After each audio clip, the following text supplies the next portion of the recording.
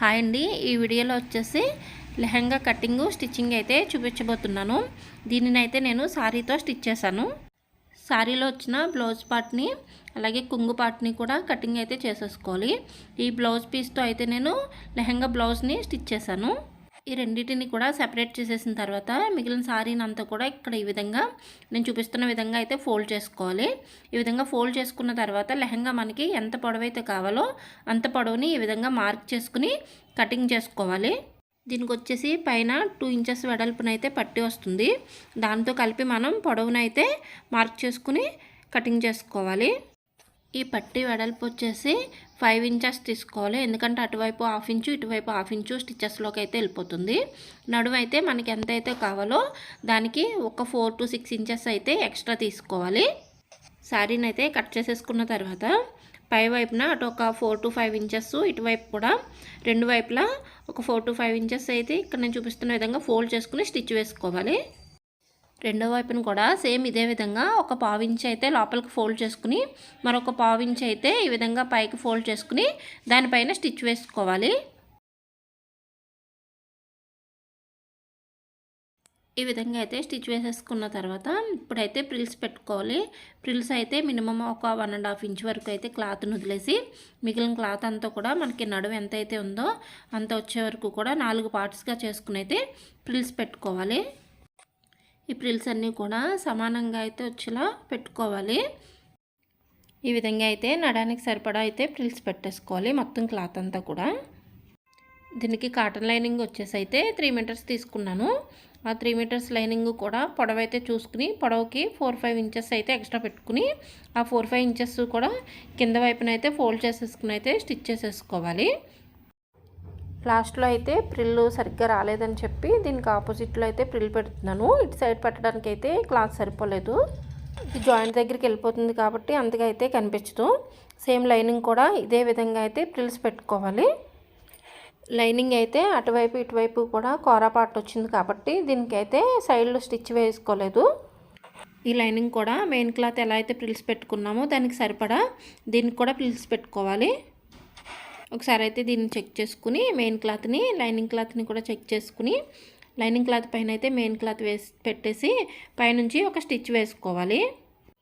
ఈ విధంగా అయితే రెండు జాయింట్ చేసేసి స్టిచ్ వేసుకోవడం వలన క్లాత్ అనేది ఎక్కువ తక్కువ రాకుండా హిప్ బెల్ట్కి అయితే జాయింట్ చేసేటప్పుడు క్లాత్ సమానంగా వస్తుంది. ఈ విధంగా అయితే జాయింట్లు చేసేటప్పుడు నేనైతే నెంబర్ కొంచెం దూరం పెట్టి అంటే కుట్టు దూరంగా వస్తుంది కదా ఆ విధంగా అయితే పెట్టుకుని స్టిచ్ వేసుకుంటాను. ఈ విధంగా స్టిచ్ వేసేటప్పుడు అయితే ప్రిల్స్ని సమానంగా పెట్టుకుని పైన మెయిన్ క్లాత్ని కింద లైనింగ్ క్లాత్వి కూడా ప్రిల్స్ సమానంగా పెట్టుకుని అయితే స్టిచ్ వేసుకోవాలి. లేదంటే ఇలా స్టిచ్ వేసేటప్పుడు ప్రిల్స్ అనేవి పాదం కిందకి అయితే వెళ్ళిపోతాయి. ఈ క్లాత్ వచ్చేసి మెయిన్ క్లాత్ కొంచెం అయితే బిరుసుగా ఉంది. అందువల్ల అయితే నేను ఎక్కువ దీనికి పెద్ద పెద్ద ప్రిల్స్ అయితే పెట్టాను. ఈ ప్రిల్స్ పెట్టేసిన తర్వాత వీటిని అయితే ఒకసారి లెహంగా అంతా అయిపోయిన తర్వాత ఐరన్ చేసుకుంటే సాఫ్ట్గా ఉంటుంది, అణిగి ఉంటాయి ప్రిల్స్. నడుము పట్టి అయితే కట్ చేశాను కదా దీనికైతే లైనింగ్ కూడా జాయింట్ చేసేసి అటువైపు ఇటువైపు కూడా ఫోల్డ్ చేసేసి అయితే స్టిచ్ వేసేసాను. దీన్ని అయితే బాటమ్ పార్ట్కి జాయింట్ చేసేటప్పుడు లైనింగ్ వైపు నుంచి అయితే జాయింట్ చేసుకోవాలి. ఇలా జాయింట్ చేసుకోవడం వలన ఫ్రంట్ వైపు అయితే స్టిచ్ నీట్గా వస్తుంది. ఈ పట్టి క్లాత్ని అయితే బాటమ్ పార్ట్కి జాయింట్ చేసేటప్పుడు అంతా కూడా లైన్గా అయితే జాయింట్ చేసుకోవాలి. దీన్ని తిరగేసేసి స్టిచ్ వేసేటప్పుడు అయితే ఎక్కడ కూడా కుచ్చులు రాకుండా నీట్గా వస్తుంది. మనం జాయింట్ చేసేటప్పుడే అంతా సమానంగా జాయింట్ చేసుకోవాలి. ఇలా జాయింట్ చేసుకోవాలి. లాస్ట్ మాత్రం కొద్దిగా అయితే రఫ్ తీసుకోవాలి, స్టిచ్ అనేది ఊడకుండా ఉంటుంది.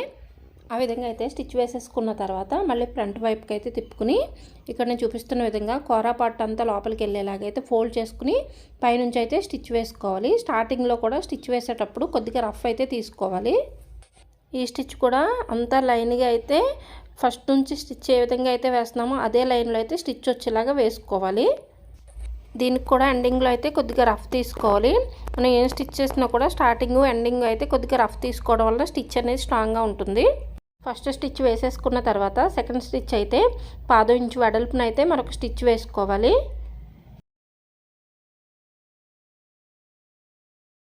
పట్టీని అయితే జాయిన్ చేసేసుకున్న తర్వాత ఆల్రెడీ దీనికి పైన అయితే ఒక 4 to 5 ఇంచెస్ అయితే ఫోల్డ్ చేసుకుని స్టిచ్ వేసాం కదా. కావాలంటే కొంచెం గ్యాప్ ఎక్కువ ఇచ్చుకోవచ్చు, లేదంటే ఇక్కడ నేను చూపిస్తున్న విధంగా ఒక 1 ఇంచు కానీ లేదంటే 1/2 ఇంచ్ కానీ వదిలేసి మిగిలినంతా కూడా లైనింగ్ మెయిన్ క్లాత్ కూడా జాయిన్ చేసేసి అయితే స్టిచ్ వేసేసుకోవచ్చు. ఇలా స్టిచ్ వేసుకోవడం వలన దారాలు అనేవి అయితే ఫస్ట్ ఫోల్డ్ చేసి స్టిచ్ వేసాం కదా, అక్కడ దారాలు అనేవి అయితే పైకి రాకుండా ఉంటాయి. అందువలన ఫోల్డ్ చేసేసి అయితే స్టిచ్ వేసాను. దీనికైతే ఫస్టే లైనింగు ఎంత పొడవు కావాలో అంత పొడవు ఉంచి మిగిలినంత కూడా ఫోల్డ్ చేసేసి అయితే స్టిచ్ వేసేసాను. లెహంగా బాగా నిలబడాలంటే బార్డర్ పార్ట్లో క్యాన్ కానీ లేదంటే లైనింగ్ క్లాత్ కానీ జాయిన్ చేసుకోవచ్చు.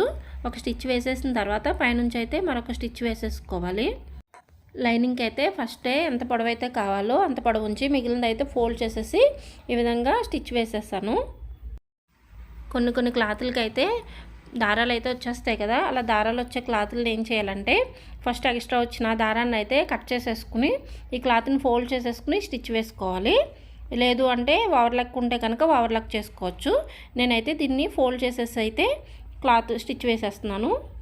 దీనికి పట్టి అయితే జాయిన్ చేసాం కదా, దానిలోంచి డోరీ పెట్టుకుని దానికి హ్యాంగింగ్స్ అయితే పెట్టుకోవచ్చు.